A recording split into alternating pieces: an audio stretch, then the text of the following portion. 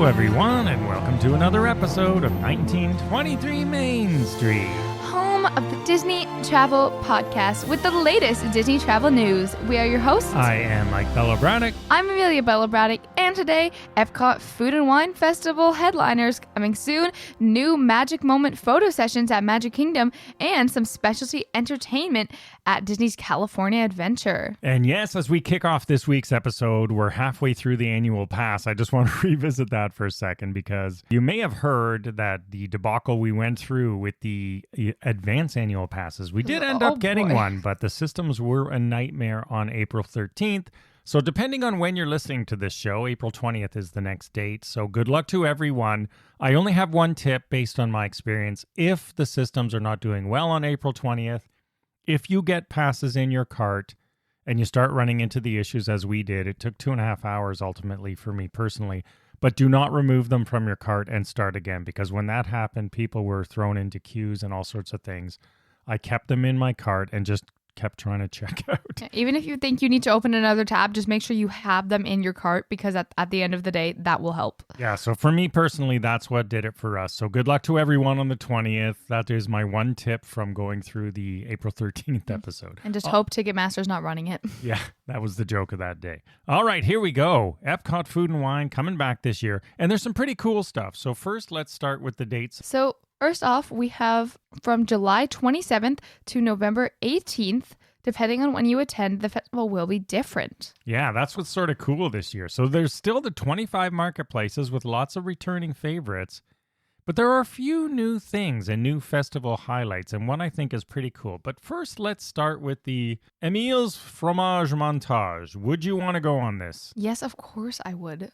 This one, I would accompany you and give you all the ones I don't want, but I would like to try. If you like, in fact, we're going to do this. I can't remember specifically if this one was there last year or not, or in any previous years. And I if believe it was, they had something similar. We did not do it. Well, you might be thinking of the cookie stroll at Christmas. No, that's different. All right. So in this one, you try any 5 cheeses that are listed in the festival passport that you get.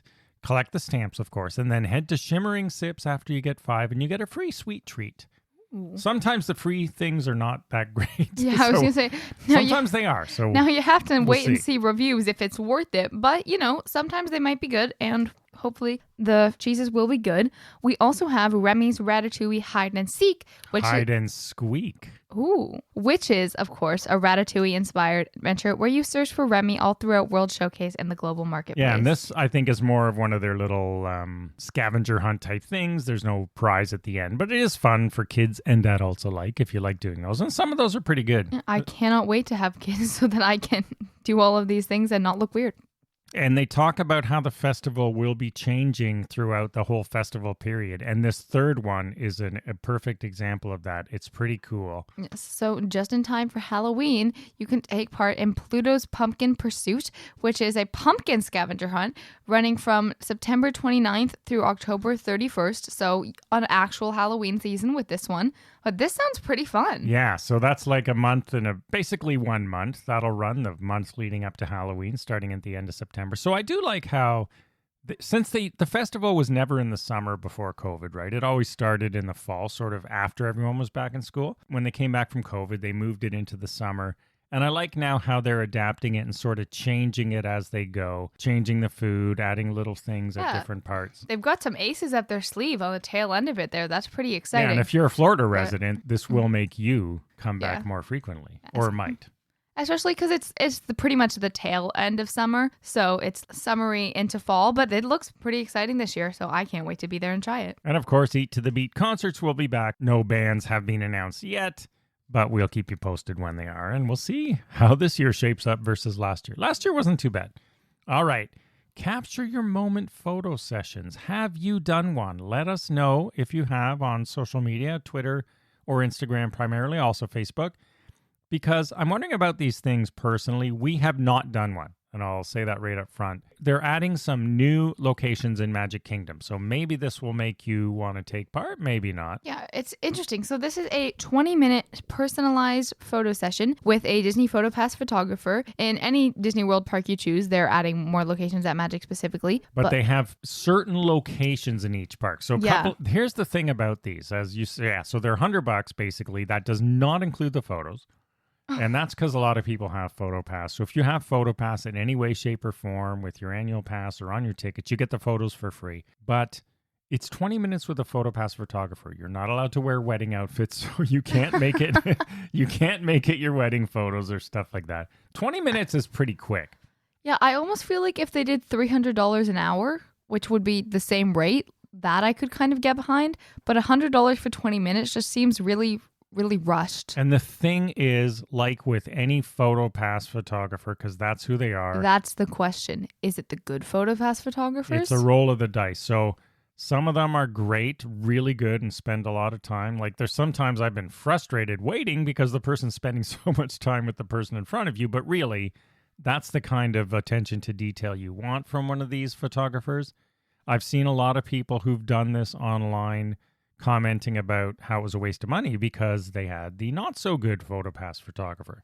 Yeah, so because we've definitely experienced some of those. Yeah, we've had both, not doing this, but just with regular PhotoPass photos. I mean, sometimes you can literally take better pictures yourself. Sometimes they're really good. It makes a lot more of a difference than you think. Just having a good camera doesn't necessarily guarantee good photos. Yeah, it's all in the composition and the person's sort of awareness of lighting, etc. Anyway, so bear that in mind if you want to book one. They can be good, but they're not guaranteed good based on what I was just talking about. So Magic Kingdom always had these on Main Street, USA, and sort of in front of Cinderella Castle. But now, starting on May 1st, they're expanding it into Fantasyland, and they have a bunch of new locations. Yes. So I actually would love nice photos in some of these, so definitely share photos if you have them. You can now take photos at the back of Cinderella Castle, Prince Charming's Regal Carousel, Rapunzel's Tower, Prince Eric's Castle, Storybrooke Circus, Bella Maurice's Cottage, outside the Beast Castle, and around Mad Tea Party, and more. Yeah, so there's a ton of new spots. So remember, though, you only have 20 minutes. So, it's not like you can go to all of these. It's like those YouTube 10-minute photo challenges. And what they say is you're guaranteed one location. Really? You can't guarantee less than one, but I just find that funny. But not more than one. But if you are quick, they will accommodate more than one within your 20 minutes.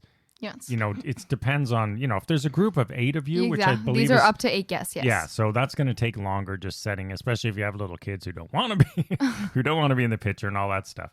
But you can be quick. So what happens is for these new ones, you meet at Sir Mickey's, the little shop behind the castle on the right if you're coming out of the castle, and you meet your photographer there, and there are some props and things they'll have that you can pick out. And then if you want to go to the carousel and then Rapunzel's Tower, that's not that far, but if you want to go all the way to Prince Eric's Castle, that's a bit of a hike, so that's going to burn up some of your time. They have also said, well, it's not official, they'll let you do Haunted Mansion and Liberty Square area. Ooh. So that's interesting. Yeah, so you must ask your photographer, do a little bit of research before. Don't just walk in there knowing nothing. So and figure check out where our you show want to notes. go. This will all be there. Yeah, so you can dress accordingly too, because you want to fit the theme. Yeah, so there you go. Some cool new locations. And again, this starts on May 1st. You do have to book these in advance just to be safe. Yes. So booking begins on April 24th. Yeah, and they offer it daily. You can do it 60 days in advance.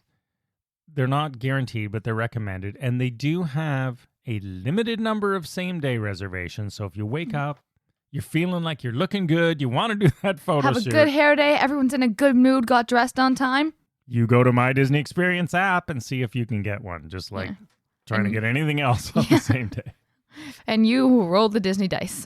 If you want to do a bippity boppity boutique before your capture your moment session at Fantasyland, Disney does recommend booking a photo session to begin at least 2 hours after the start of the boutique time, which is, I guess, just a safe buffer. Yeah, they want to make sure you're not stressing out in the boutique because you're time is coming up. So if you want to get your little ones Yeah.